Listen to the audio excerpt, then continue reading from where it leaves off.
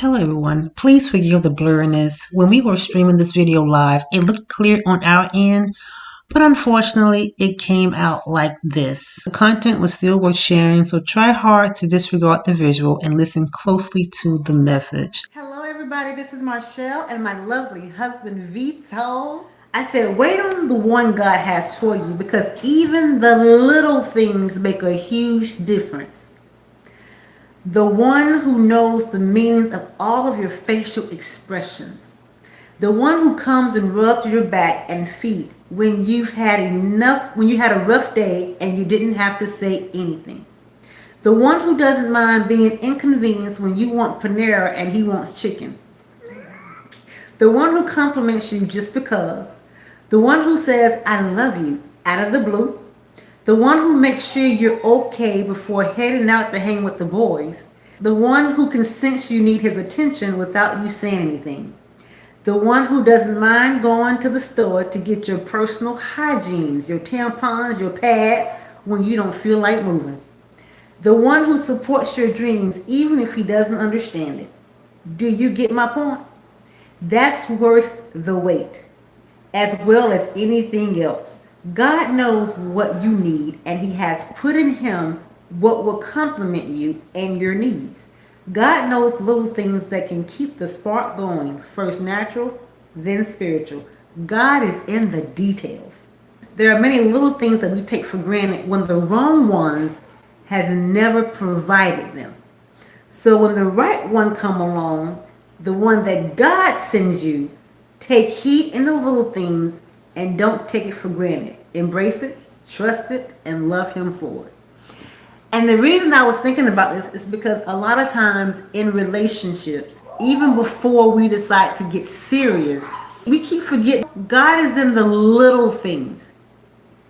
And we think about the big things. We think about the one that God sends us. He's going to be praying for us and interceding on our behalf and going spiritual warfare, all the spiritual stuff. But a lot of times we take for granted the little things that makes us who we are in regards to how we grow together, how we continue to fall in love with each other. So I was just thinking about some of the little things that really make me feel like, okay, my man is in tune with me. And even during the dating process, or when you're talking to someone, a lot of times we don't look at those things, and then when we get involved with them, you get upset because he's not providing what you need emotionally. Case in point, my husband has always been the dude. He's that kind of dude that if I'm cramping and I don't feel like moving, I remember when I first asked him if he would go and get me some tampons. And he was like, okay, just send me a picture. He was very nonchalant. And in my mind, I'm thinking, Scared him. like, what? He was like, okay, what kind you want? What size? Like, he was trying to figure this thing out. What size, what kind, what brand? Just send me the information so I get it right. So when he left, he don't know this until now. When he left, I was thinking, dang, he not embarrassed? Because how many times have you been with someone and you ask them to do something like that and they give you some pushback? Like, man, I ain't doing that. Like it's interfering with their manhood. Like what? But it's amazing, even in the little things like that makes me love him even the more. Like, he can look at me and say, babe, you don't feel good today? I'm like, no, don't worry about it. I got the dishes. Don't worry about it. I got Divine. I'll go pick her up. It's those little things. So when someone is saying they love you, or someone is saying, I want to be with you, it's in the little things.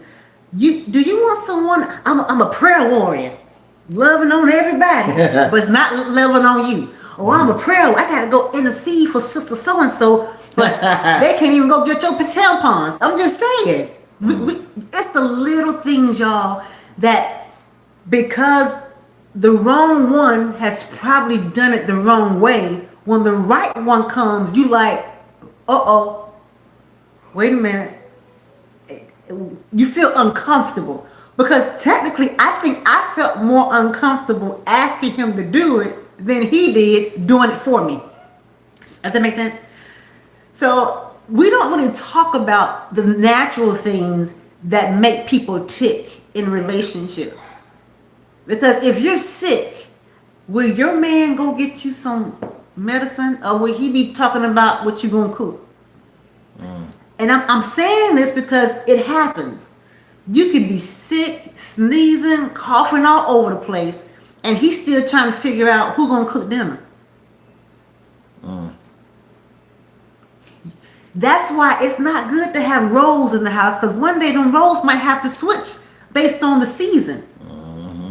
Stuck on them rolls. You know what I'm saying? A man role, a woman role. No, it's the role, whatever role that need to be.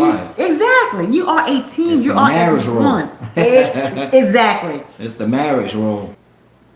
If you can't depend on him when you're not feeling well, you can't depend on him for support. Mental, physical, spiritual, emotional. That's a red flag. God is in the detail. When God hooks you up, he's already thought about the little things that we haven't thought about. Like, will your man go to the store and pick out your personal hygienes? It's just things like that. Why are some men uncomfortable to do things like that? They go get personal things for their wife? Yeah, personal hygiene kits and the pads, the tampons, and things like that. They don't realize the importance of being unselfish. That's all. That's what it is. Being selfish, huh? Yeah. They don't realize the importance of being unselfish. Because that's an unselfish act. Because you're not concerned about how you feel. You're not concerned about how people think about you. You're not concerned about the way people look at you. Heck, I'd be more nervous and uncomfortable going to get condoms than I do get your personal stuff.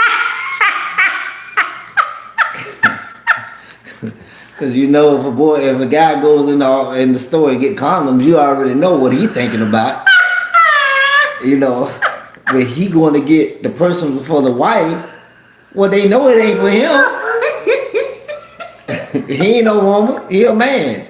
So he know he's getting that for, you know. So you feel more uncomfortable getting condoms versus personal hygiene for a woman? But to me that says, oh, he's practicing responsibility, safe sex. I mean, that's what I'm feeling like he's practicing that. So that makes him look mature. He seems more mature. But it's still the fact of you having to get it and people know you getting it. And the worst part, when you go to the counter and they don't have no price tag. Right. I need a price check. Price check on condoms. And sometimes I wait and see if anybody at the register.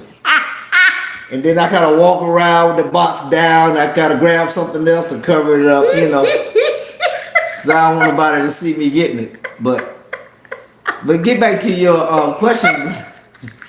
It's mainly it's mainly the guy is not in tune. He's not in tune with the needs of his wife. You know, he's not in tune with the emotional needs. He's selfish.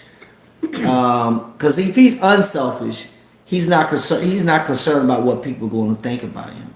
Because his main objective is that he loves his wife, and he understands that she's not feeling well. So this is his opportunity to step in and say, "Hey, I got you. Don't worry about it." You know, that's the way it should be.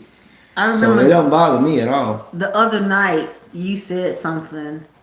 I was asking you to come give me some sugar, and we were talking about this thing where I said, "You gonna meet me halfway?" It was funny, but I remember I was like, "Man," and he said, "Oh man, I missed the emotional opportunity." Yeah, and I said, missed it. "Yeah, you missed it." But even him asking me that, some men would not have even identified that's what was happening. Well, expressions on the face says a lot. But they would just dismiss that like, okay, it's just a kiss. Okay, and what? But you understand, at that moment, it could have been something that I was needing. That was something that you was needing, and I messed it up. Based on your response After you talking about give you a kiss, I gave you a kiss and I'm off. Cause see, my thing was this is like, she said, come give me a kiss. And so I was gonna give her a kiss and she said, like, you ain't gonna meet me halfway? Yeah, because he was sitting all Because I was sitting over, but I was coming to her, but she had already made her move to come. But she didn't come exactly all the way over to me. All right? Okay, this is me. I'm different because, see, women are different from men. So here we go. A woman, she wants you to show effort that you want to do something when she's asking, right? But a man, he just take charge and just go get it. Like, I don't have to ask her to say, come give me a kiss. I always go to her and just get my kiss. You know, I don't have to say, come here, girl. You ain't gonna meet me halfway in the sun of the living room. What's wrong with you? No. When I see her, I just go walk towards her and I'm going to get my kiss. I don't ask her that.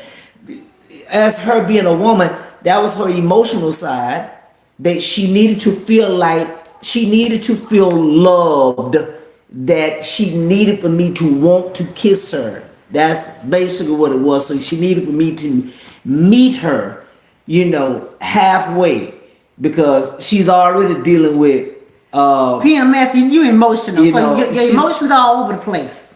Well, I wasn't gonna say that. Okay, listen. My wife, bless her heart, she's still you know how when a woman if she feels like that she's doing too much of a percentage of giving to the marriage, she feels like a punk. She always said, I feel like a punk. Because that's her little thing. Like if I'm giving him more attention than I'm giving. Affection. Right. She don't want me to know that she's giving me more. She's giving me more affection in that way, because she feel vulnerable. She feel like her guard is down now. He gonna take advantage. I'm gonna take advantage of her. That's basically what it is. So she'll feel like punk is like, I feel like a punk. Cause I shouldn't be, doing this and doing that. But I be like, but you're a woman though. You are totally different from other women who think that way. You're like, well, this is where I'm a punk. I ain't no punk. But I understand when she get to that point, when she said, come and meet me halfway, that was one of the points right there. Yeah, he missed it. Yeah. So I miss her emotional. He came back, though. Emotional, what's called. I was able to identify. Just I sort of. He redeemed himself though. It was all. But we have to understand too that even though yes we're waiting on God, don't think God forgot about those little emotional affections. He created us. He knows how we're wired. So he's not gonna wire us with somebody else that's not gonna keep the spark. Two wires can keep the spark when it's God. Yeah. So even in the outside of the prayer, yes, that's a given. But don't think that's where God stops. God is not a limited God. Right. God knows that what he needed out of a woman, he put it in me for him. And what I needed in a man, he put it in him for me. And that's how God does it. That's because we thinking that the person that God has for you is going to be perfect. No. But he's going to be the perfect one for you. Because I know there's some men, they can't deal with Marshall. And I know some women, they can't deal with Vito. And there's some women who thought they wanted Vito, couldn't deal with it. You gotta say they thought they wanted Vito. Why you can't say the same thing what you said? Because men who thought they wanted me wouldn't be able to handle me either. Yeah, but you didn't say that at first. No, I'm saying it now.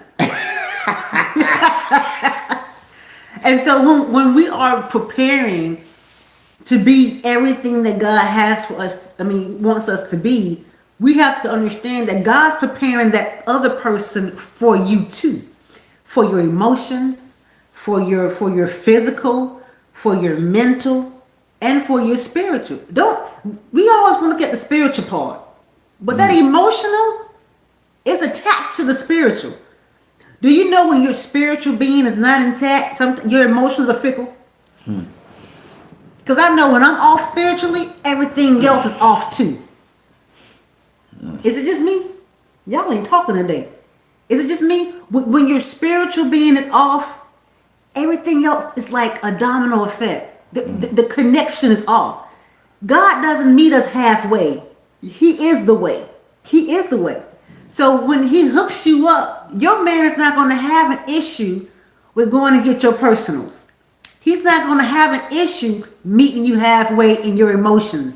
He's not gonna, now there's some things that God wants to do only that your mate will not be able to meet. I'm not talking about that. That's a whole nother video. But there are some simple things, the little things that God has already thought about. He knew Marshall needs attention. So do. All the time. Give me my attention. He knew that. And sometimes we don't have struggles with that. Because that's not his makeup. But we make it work because we communicate and I let him know. I think the Holy Spirit lets him know too. Okay, yes, you need some attention right now. You done been out there in that yard too long. You've been playing with the dog too long.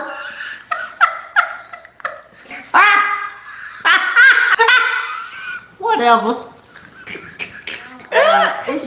It's the little things, and don't forget God is in the detail. Am I saying? And can I say this? Yeah. Not to cut you off, but the details also consist of you not even knowing what the details is until it is the right time for those things to be shown to you. You can't handle everything sometimes all at one time. Yeah. Because he's perfecting some things. Absolutely. Because what if what he knows that guy needs for you, maybe it hasn't developed all the way yet during the courtship. That's where that list come in. So if it's not all the way developed, you might leave him just because of that. But there are some things that even in our relationship, we had to continue to grow and evolve and work at those things and allowing God to help us. It doesn't matter how old you are, how wise you are. God still, if it's his will, he has the one for you. He's going to meet you where you are plus more. He's going to meet you in the ladies' room. He'll be there real soon. So yeah, if my thing is, I think I've always felt like giddy when I saw men in the store getting their. This is when I was single. When I would see men getting personal hygiene for a woman or their woman, I always thought that was the sweetest thing. But then you have men that's like, man, I ain't getting that for you, or they be trying to hide it. But in their little basket, don't want nobody to see them with it. And I'm like, well, we know it ain't you on your cycle. Like, come on. To me, it just shows the immaturity in that man. So that's another thing you have to look out for. Are you with a boy or are you with a man? If they don't know who they are, they're gonna have some insecurities within themselves that can bleed over into the relationship. That can cause some problems. So if you have issues with personal hygiene, what other issues you have that wouldn't make sense? Because to me, that's little. Like my husband said, he'd rather go get the personals for me than condoms. Which I never even thought. I'm thinking condoms would be something natural because you're showing that you are being responsible. So I wouldn't see why that would be more uncomfortable than personal. That's just the way I think. You don't need to know I got condoms. Ain't none of your business.